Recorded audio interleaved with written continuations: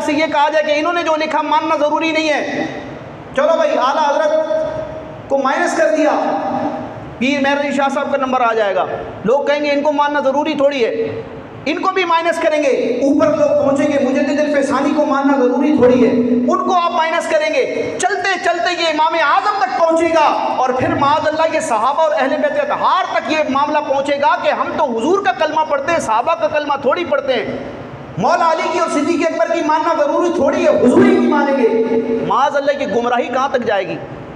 तो ये खिश्त अव्वल होती है, ये ओपनिंग होती है, गुमराही की पहली फाटक होती है कि अवाम की नज़र में उलमाए अहले सुन्नत की वक़ात, उनकी शान, उनके मर्तबे को घटा दिया जाए, कम कर दिया जाए ताकि वारदात करना आसान हो।